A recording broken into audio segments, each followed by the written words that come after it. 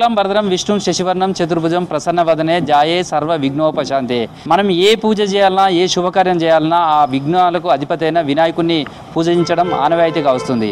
అందులోనూ బాల గంగాధర్ తిలక్ స్వాతంత్ర ఉద్యమంలో చేపట్టిన కార్యక్రమం ఇప్పుడు వాడవాడలా విస్తరించింది. ఎక్కడ చూసినా వినాయక మండపాలతోటి వినాయక చవితి పండుగ వస్తే 9 రోజుల పాటు అంగరంగ వైభవంగా కూడా ఆ గణపతికి పూజలు చేయడం అనేది ఇప్పుడు జరుగుతుంది. 40 అడుగుల ఎత్తులో విగ్రహాన్ని ప్రతిష్ఠించి గణపతి నవరాత్రుల పూజలకు సిద్ధం చేసినటువంటి ధర్మకర్తగా ఉన్నటువంటి సంజీవ్ ఉన్నాడు. ఆయనతో కూడా మాట్లాడదు. అంటే 40 అడుగుల మట్టి విగ్రహాన్ని తయారు చేసి ఇక్కడనే ప్రతిష్ఠించాలి అనేది ఎందుకు ఆలోచన వచ్చింది? ఇంత మట్టి విగ్రహాన్ని, భారీ విగ్రహాన్ని తయారు చేయడానికి ఎక్కడి నుంచి కళాకారులను తీసుకొచ్చారు? వాళ్ళతోటి ఎన్ని రోజుల పాటు ఆ విగ్రహాన్ని తయారు చేయడానికి సమయం పట్టింది? భద్రకాళి హిందూ ఉత్సవ నిర్వహణ సమితి ఆధ్వర్యంలో మట్టి విగ్రహాన్ని జూలై 16 నాడు మేము తయారు చేయడం జరిగింది. మట్టి విగ్రహమే ఎందుకు తయారు చేయాలంటే కామన్గా అందరూ ప్లాస్టర్ ఆఫ్ ప్యారిస్ వాడతారు. 2 ఫీట్ల వినాయకుడు, 3 ఫీట్ల వినాయకుడు, 5 ఫీట్ల వినాయకుడే మట్టిది దొరుకుతుంది అనేది అపోహ ఉంది. ఏది చూడు ప్లాస్టర్ ఆఫ్ ప్యారిస్తోనే యూజ్ చేస్తారు. కాబట్టి ఇంత 40 ఫీట్ల విగ్రహం కూడా మట్టితోనే తయారు చేయాలనే ఒక సంకల్పంతో ఈ ఎదురు బొంగులు అది గడ్డి, ఉనక, ఇసుకతోటి, రాగడితోటి, గంగామట్టి రాగడితోటి ఈ 40 ఫీట్ల భారీ వినాయకుడిని తయారు చేయడం జరిగింది. అదేవిధంగా ఖైరతాబాద్లో జరిగే వినాయకుడు కూడా దాదాపు 22 టన్నుల నుంచి 25 టన్నుల ఐరన్ యూజ్ చేస్తారు.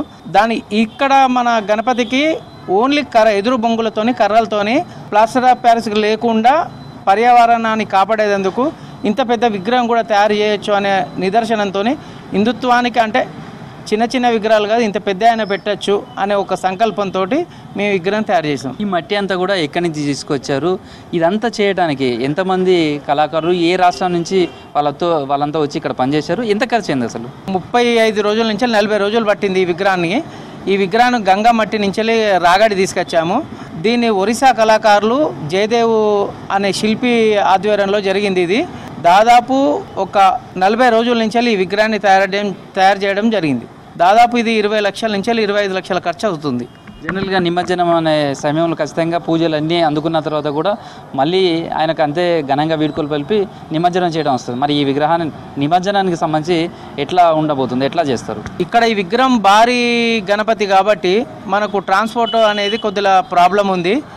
వేద మంత్రాలతోటి ఇక్కడనే అభిషేకాలతోటి స్పెసిఫిక్గా ఇది ఏంది అని అంటే ఈ విగ్రహాన్ని పాలతోనే అభిషేకం చేద్దామని మేము అందరం నిర్ణయించుకున్నాము.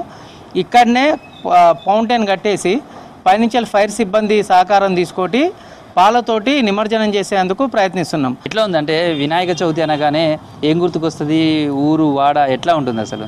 వినాయక చవితి అనగానే మనకు ముందుగా చెప్పేది ఏంటంటే ఈ గణపతిని మన ఇళ్ళల్లో కానీ పెళ్ళిలో కానీ ఏదైనా కూడా ఫస్ట్ గణపతి పూజ చేసిన తర్వాతనే మనం అన్ని కార్యక్రమాలు మొదలు పెడతాం. కాబట్టి ఇది ఒక వినాయక చవితి అనేది చాలా గొప్ప పండుగ. ఎట్లా ఏమేం చేస్తారు వినాయక చవితి పండుగ అనగానే? ఊరు వాడ ఎట్లా ఉంటుంది? ఊరువాడు చాలా సంతోషంగా ఉంటారు. ప్రతి వాళ్ళు కూడా గణపతి పూజ అనగానే ప్రతి వాళ్ళు కూడా చాలా సంబరాలతో జరుపుకుంటారు, చాలా మంచిగా చేసుకుంటారు. గత 16 సంవత్సరాల నుంచి మేము పర్యావరణం దృష్ట్యా ఈ కల్మషాలు, ఈ రంగులు, ఆ తర్వాత ఈ ప్లాస్టర్ ఆఫ్ ప్యారిస్ తోటి ఏ చెరువులో వేసినా తాగే నీళ్ళకి ఇబ్బంది అవుతుంది. తర్వాత జీవకోటికి పశువులు కానీ ఇవి కానీ ఇబ్బంది అవుతున్న దృష్ట్యా ఈ మట్టి వినాయకులనే సపోర్ట్ చేస్తున్నాం.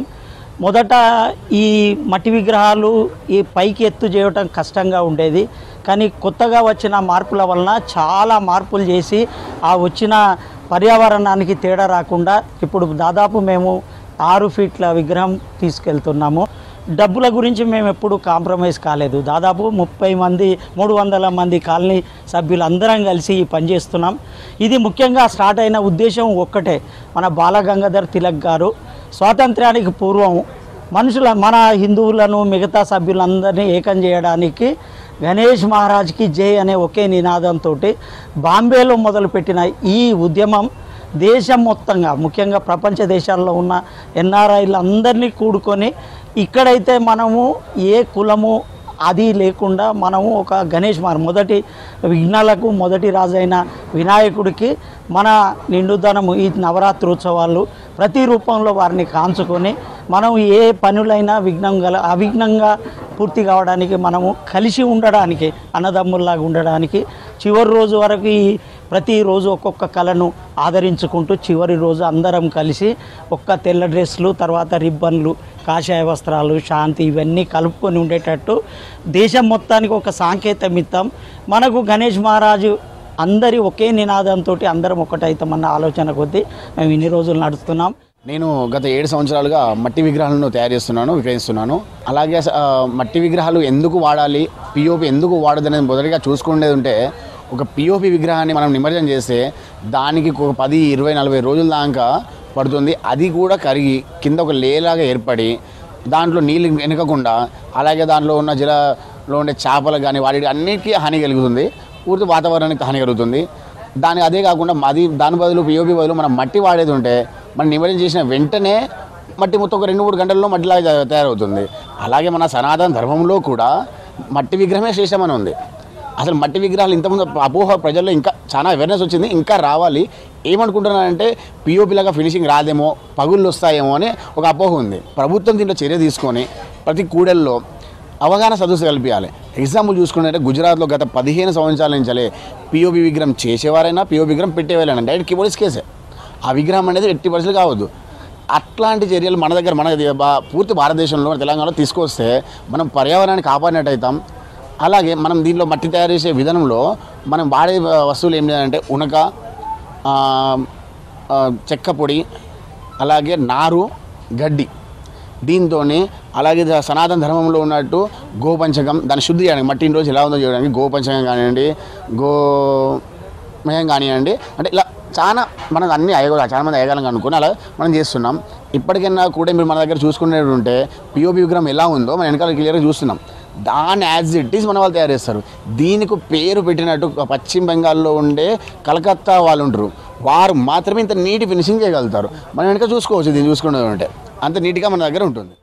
మేము మా కమిటీ ఒక గత 30 ఏళ్ళుగా పిఓపి విగ్రహం పెడుతున్నామండి, హైదరాబాద్ నుంచి తీసుకొచ్చి. మేము గత 2 సంవత్సరాల నుంచి మట్టి వినాయకుడిని ప్రిఫరెన్స్ చేస్తున్నాము. లాస్ట్ ఇయర్ ఇక్కడనే మట్టి వినాయకుడు చేపించాము 15 ఫీట్లలో. ఈ ఇయర్ కూడా అదే 15 ఫీట్లలో చేపిస్తున్నాము. ఎందుకంటే ముఖ్య కారణం ఒకటి పొల్యూషన్ ఒకటి మట్టి విగ్రహం పెడితే ఎన్విరాన్మెంట్ ఫ్రెండ్లీగా ఉంటుందని ఆలోచించి 2 సంవత్సరాలుగా మట్టి విగ్రహం పెడుతున్నాము. అందరికీ ఏంటంటే పిఓపిలో ఫినిషింగ్ వస్తుంది, పిఓపి డిజైన్ ఇక్కడ మట్టి వినాయకులలో రాదని అనుకుంటారండి. మేము ఎప్పుడు కానీ విగ్రహం ఇక్కడ ఆర్డర్ చేయాలంటే ధూల్పేటకి వెళ్ళి అక్కడున్న ఫేమస్ విగ్రహం, ఆ విగ్రహాన్ని కానీ లేకపోతే ఆన్లైన్లో సెర్చ్ చేసి ఏదైతే పిఓపి విగ్రహం ఉన్నదో అదే వీళ్ళకి ఇస్తామండి. వీళ్ళు పిఓపి విగ్రహానికన్నా సగం ధరకే ఇక్కడ మాకు చేస్తున్నారు. అంతకు మించి ఫినిషింగ్ వస్తుంది, అంతకు మాకు ట్రాన్స్పోర్ట్ కూడా ఈజీ అవుతుంది. మీరు చూసుకోవచ్చు, ఇది మేము ఈ సంవత్సరం ధూల్పేటలో అడిగాము, ఇది 2.5 లక్షలుగా చెప్పారు. ఇక్కడ విగ్రహం అంతకన్నా తక్కువకే చేస్తున్నారు, సగం రేటుకే చేస్తున్నారు చెప్పాలంటే. మళ్ళీ ఎన్విరాన్మెంట్ ఫ్రెండ్లీగా ఉంటుంది, మాకు ట్రాన్స్పోర్ట్ దగ్గరగా ఉంటుంది. ఈ రోజులో ఘనంగా పూజలు చేసుకుంటామండి వినాయకునికి. దాంట్లో చాలామంది సాంఘిక ప్రోగ్రామ్స్, డ్యాన్సులు కానీ, అన్నదానాలు కానీ, ఇంకా చాలా డొనేషన్స్ కానీ, పూజలు, సామూహిక హోమాలు, వ్రతాలు కూడా మా వినాయకుని స్టేజ్ దగ్గర ఉన్న మా కాలనీ మొత్తం అందరం జరుపుకుంటాము. ముఖ్యంగా మట్టి వినాయకుడిని పెట్టినాక భక్తులలో కూడా ఆదరణ పెరిగింది, మా కమిటీ కోసం ఆదరణ పెరిగింది. ఎందుకంటే వీళ్ళు అవి డిఫరెంట్గా చేస్తున్నారు, అన్ని మండపాల కన్నా డిఫరెంట్గా చేస్తున్నారు, మట్టి వినాయకుడిని పెడుతున్నారు. మట్టి వినాయకుడిని మొక్కితే మనకు కూడా మంచిదన్న ఆదరణ పెరిగింది భక్తుల్లో మా దగ్గర.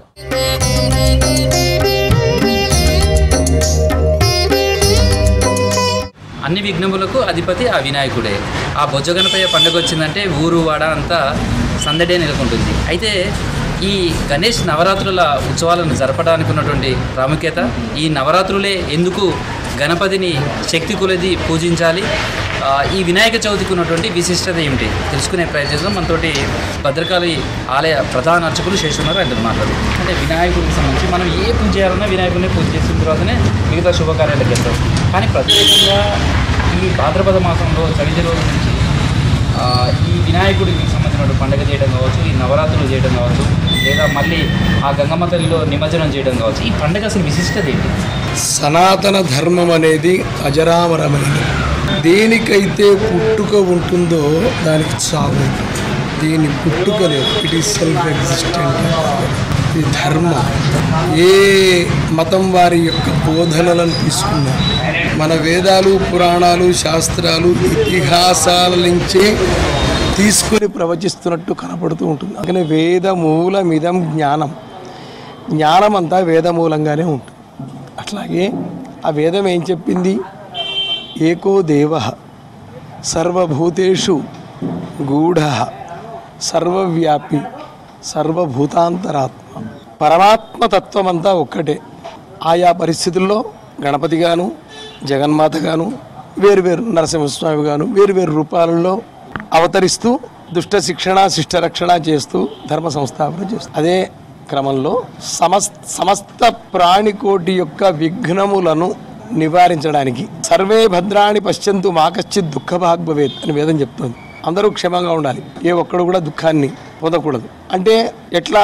యశేమ దేవహితం యదాయు, దేవహితమైన ఆయుర్దాయం కావాలి మనకు. ముందు దేవతలంతా ఆ పరమాత్ముణ్ణి కోరగా వినాయకుడు దానికి తగ్గవాడు, సమస్తమైన విఘ్నములకు అధిపతి, సమస్తమైన విఘ్నములను నివారించగలిగిన దేవుడు అని వినాయకుడికి వినాయకాధిపత్యం, సమస్త విఘ్నములకు ఆధిపత్యం భాద్రపద శుద్ధ సవితి నాడు ఇచ్చినట్లు మనకు శాస్త్రాలు చెబుతున్నాయి. కాబట్టి ఆ భాద్రపద శుద్ధ చవితి నాడు వినాయకుడు ఆవిర్భవించిన రోజున ఆయనను మనం ఆరాధించడం వల్ల ఏ విఘ్నాలు జరగవు. మొన్న శ్రావణ మాసంలో జగద్గురువు కృష్ణ పరమాత్ముడు అవతరించిన మాసం కృష్ణాష్టమి, ఆ గురువు పూజ చేశాం. తర్వాత గణపతి, ఇప్పుడు గణపతి ఆరాధించాలి. ఈ క్రమం అంతా ఇక్కడి నుంచి మొదలవుతూ ఉంటుంది.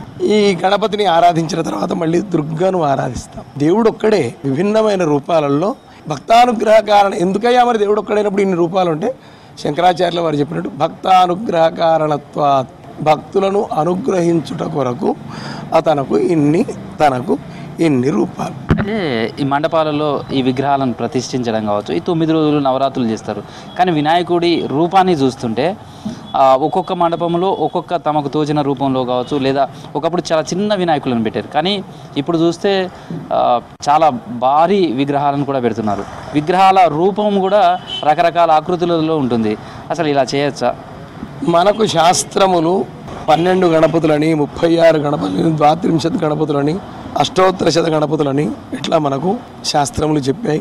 దుర్గా గణపతి, భక్త గణపతి, డుండి గణపతి, యోగ గణపతి, సింహ గణపతి ఇట్లా. అయితే ఈ భారీ విగ్రహాలు పెట్టడం ఏమిటి? ఇట్లా పెట్టమని శాస్త్రంలో ఉందా? ఇట్లాంటివన్నీ సమస్యలు వస్తాయి. అయితే గృహార్చ, గృహంలో అంగుష్ట పరిమాణం. ఇక్కడ ఏమిటి?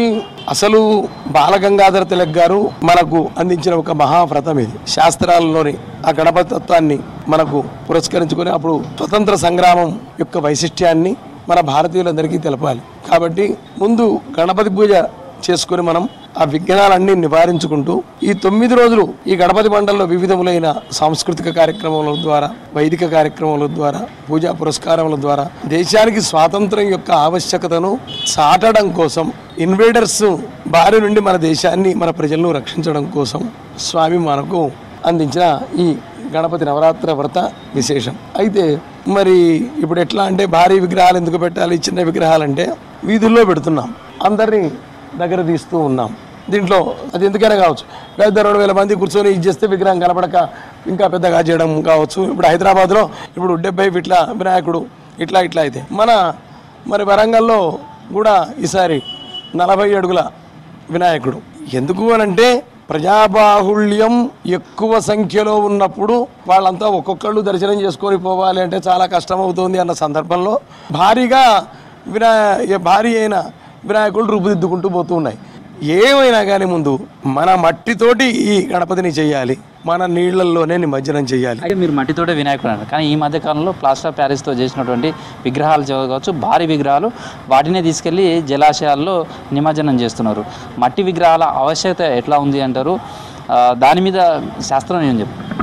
బంగారంతో కానీ, వెండితోటి కానీ, పంచలోహాలతోటి కానీ, రాగితోటి కానీ, మట్టితో కానీ చేయమని, ప్లాస్టర్ ఆఫ్ ప్యారిస్తో చేయమని ఎక్కడా చెప్పలే. ఇది మృణ్మయ గణపతి, మట్టితో చేసిన గణపతి, ఇది శాస్త్ర ప్రమాణమైనది. ప్లాస్టర్ ఆఫ్ ప్యారిస్ ఇవన్నీ మట్టిగా కన్సిడర్ చేయడానికి వీల్లేదు, అవన్నీ విష పదార్థాలు. కాబట్టి గుణ విశేషే ఫల విశేష. మనకు మంచి ఫలితం కావాలి అని అనుకుంటే శాస్త్రం చెప్పినట్టే చేయాలి. మన హిందూ ధర్మశాస్త్రాలు ఏవైతే చెప్పాయో అదే ప్రకారంగా స్వచ్ఛమైన మట్టితోటి గణపతిని నిర్మాణం చేయాలి. పంచలోహ విగ్రహాలకు మాత్రమే పూజ చేసుకోవాలి, ప్లాస్టర్ ఆఫ్ ప్యారిస్ విగ్రహాలు వద్దు అని చెప్తున్నారు. సేమ్ ఆ విగ్రహాలకు 9 రోజుల పాటు మండపాలలో పూజ చేసి ఆ గంగమ్మ తల్లి చింతన నిమజ్జనం చేయడానికి సంబంధించినటువంటి విశిష్టత. Video journalist Dashrath, Krishnamohan, V6 news, Warangal.